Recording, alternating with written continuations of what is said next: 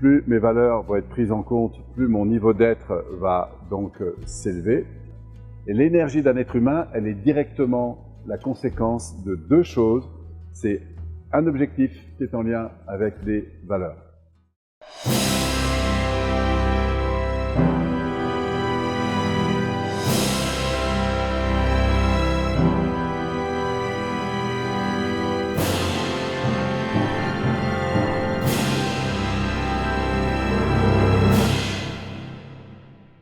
Alors maintenant, que se passe-t-il si on reste dans les vides? Eh bien, le cerveau, enfin, tout le système neuro-émotionnel, va fonctionner de manière un petit peu différente. C'est-à-dire qu'à partir du moment où un objectif s'éteint ou qu'une valeur n'est plus nourrie, que lui vit un vide, qu'est-ce qu'il va faire? C'est qu'au lieu de mettre en place une action pour aller satisfaire une ambition, il va chercher ici à remplir un vide à court terme, en développant des comportements qui vont vous nuire à moyen terme et long terme. Ça, c'est ce qu'on appelle l'intelligence de destruction. C'est-à-dire qu'animé d'un vide, quand je n'ai pas de valeur ou de projet, eh bien, le système nerveux va faire l'inverse. C'est-à-dire qu'il va me faire ce qu'on appelle, nous, des erreurs de jugement, dit autrement des actions, qui ont pour but de me satisfaire, de remplir ce vide à court terme, mais par des actions qui, vous allez le voir, me desservent à moyen terme et long terme. Et ça, vous le vivez quand, par exemple, vous êtes en zone, ici, d'inconfort, vous rentrez à la maison, vous avez une journée chargée, vous êtes intérieurement pas bien, mais comme il n'y a pas d'objectif et de valeur, vous vivez donc un vide, et cette avidité, elle vous pousse à vous écraser dans le canapé, à manger les 3 pop-corn qui traînent, à mettre la télé. Pourquoi? Parce qu'à ce moment-là, votre système nerveux, qu'est-ce qu'il fait? Il cherche à satisfaire immédiatement du bien-être, et comme par hasard, en développant des comportements qui, à moyen terme et long terme, vont vous desservir. Et c'est très puissant là-dedans. C'est-à-dire que comme je suis un peu en mode victimisation, eh bien, j'ai une partie de moi qui, au lieu de m'entraîner dans des actions qui vont me servir à moyen terme et long terme, elle va m'entraîner dans des actions qui vont me faire du bien immédiatement, comme par exemple me laisser aller, manger du chocolat, etc. Pourquoi? Parce qu'à ce moment-là, mon système nerveux, préconscient et inconscient, il va, grâce à un petit sauveteur interne, me dire « Allez Polo, on se laisse aller, on va se faire des pop-corn, des machins, des trucs, de la bière, vous voyez ce que je veux dire ?» Et évidemment que je vais m'autoriser à faire des choses à ce moment-là, que parfois je n'autoriserai même pas à faire à mes enfants, hein, à mes proches, mais moi je vais m'autoriser à me dévaloriser. C'est-à-dire que je vais développer un lien ici qui sera de mauvaise qualité. Et du coup, en face, me laisser aller à des comportements, ici, que je vais regretter par la suite, pour lesquels je vais me culpabiliser.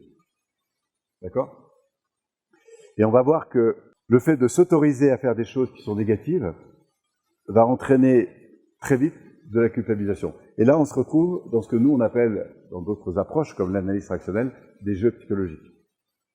Et vous avez 4 degrés de niveau psychologique quand vous rentrez là-dedans. Le niveau 1, c'est quand vous n'êtes pas bien, intérieurement, parce que pas reconnu, sentiment de pas être aimé, enfin bref, vos valeurs ne sont pas nourries. Et donc, du coup, qu'est-ce qui se passe en interne? Ben, vous avez tendance à vous dévaloriser. D'accord? Et comme vous vous dévalorisez, vous laissez aller, et mince, et laisse tomber, et c'est pas grave, et j'y arriverai pas, et ceci et cela, d'accord? Donc je me mets en mode éteint, d'accord? Et comme je suis en mode éteint, il faut bien qu'à un moment donné, mon système nerveux se fasse du bien. Donc qu'est-ce que je fais mon cheval quand il n'a pas de projet, pas d'objectif? Il commence à manger à droite, à gauche, et la seule préoccupation qu'il a, c'est de remplir le vide qui est à l'intérieur. Et on va donc avoir des comportements d'avidité qui vont se manifester, d'accord?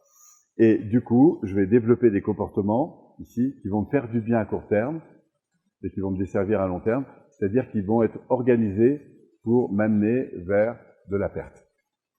Perte de temps, perte d'énergie, perte de moyens, perte de ceci, perte de cela.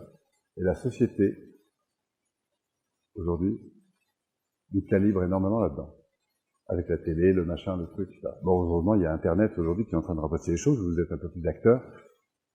Donc, la question qu'on va se poser aujourd'hui, c'est au fond, dans mes rituels quotidiens, suis-je dans des modes qui servent mon avenir, qui me font grandir, qui sont au fond des comportements qui vont développer chez moi à terme du confort, ou est-ce que je suis dans des comportements qui vont m'entraîner vers de l'inconfort? Sentez le ça. Et donc, nous, ce qui nous intéresse, c'est cette zone ici, rouge, qui est la zone de frustration, soit parce qu'elle va nous entraîner donc vers ces comportements qui nous desservent, à moyen terme et long terme, soit au contraire, parce qu'on va prendre en compte la frustration et se dire, ouais, changement de mindset, c'est « Waouh, qu'est-ce que cette alerte rouge m'indique qui est important, qui n'est pas nourri ?» Et très concrètement, si ça allait mieux, ça se passerait comment? Et à partir de là, qu'est-ce qu'il est urgent que je mette en place? Et vous aurez compris qu'il nous faut un certain nombre de responsabilités. Donc sur le coup, intérieurement, enfin, sauf si je suis porté par la valeur et le projet qui est derrière, sinon intérieurement c'est plutôt inconfortable. Mais grâce à la valeur et au projet, et ben du coup, je vais avoir le gaz, l'énergie pour me dire ok, c'est parti, j'y vais, j'investis du temps, etc. Et puis bien sûr que après, qu'est-ce qui va se passer quand vous commencez à avoir des résultats, et c'est pour ça qu'on va apprendre à célébrer très rapidement, eh bien vous allez remonter ici, c'est-à-dire être à la fois dans des valeurs et le sentiment de croître, de progresser, d'embellir, etc. Donc nous, ce qu'on veut, c'est évidemment, ce qui nous intéresse, c'est ce créneau-là, d'accord? Alors à être trop dans la performance, on finit par se brûler. Pourquoi? Parce qu'on cherche que des résultats. Et nous, ce qu'on veut, c'est l'équilibre bien-être, c'est-à-dire système de valeurs, et l'équilibre comportement à succès. Mais le succès est entre les deux, d'accord? Et se mesure par les résultats que vous obtenez. Vous suivez? Donc on veut rester dans cette zone-là. Alors toutes les zones sont importantes. Là, on est donc dans du confort passif, de l'inconfort passif, de l'inconfort actif et du confort actif. Sentez les... Voilà. Donc on veut repérer ce processus-là. Alors, est-ce que vous êtes d'accord que la vie que vous avez aujourd'hui, elle est en parfaite adéquation avec les choix, par conséquent, les comportements que vous avez mis en place? D'accord? Et ce qui va nous intéresser aujourd'hui, nous, c'est les micro-comportements, les petites attitudes. Quelles sont ces petites attitudes qui, si je les change un peu, par effet cumulé, nous amènent à des destinations très différentes, à l'image de ce navire auquel vous changez un tout petit peu le gouvernail et qui peu à peu va vers des destinations différentes. Donc on va voir, on va s'attacher aux valeurs, par exemple, prenons les valeurs les plus importantes, celles qui vous animent, et observons après dans notre quotidien si nos comportements sont en phase par rapport à la valeur. Vous comprenez? Et c'est là qu'on va descendre dans ce que nous on appelle les niveaux d'exigence que chacun peut avoir, au fond les standards dans lesquels nous fonctionnons. Et en termes de PNL, quand on voit des gens réussir dans la vie, quels que soient les domaines, ce qui nous intéresse le plus, à travers leur réussite, c'est d'aller détecter les micro-comportements qu'ils montrent chaque jour et qui font qu'ils sont à ces niveaux de standard. Qu'est-ce que fait un sportif de haut niveau chaque jour, en fait? Un grand chanteur, vous voyez, les résultats dans la vie, ils ne découlent pas comme ça de... La réussite qui se voit, en fait, elle découle de comportements, c'est-à-dire de rituels qui ne se voient pas. D'accord? Et qui sont faits dans l'ombre. Quand on voit Béa rayonner sur scène, ça paraît tout simple, comme ça on arrive, elle voit, première conférence, 350 personnes, je sais plus, c'est énorme. Mais la réalité, c'est que derrière, pour en arriver là, il y a un travail de fou qui a été effectué derrière. Des heures et des heures et des heures de boulot. Et quand vous voyez quelqu'un réussir, quel que soit le domaine, sachez-le très clairement, c'est que derrière, il y a des rituels qui ont été travaillés.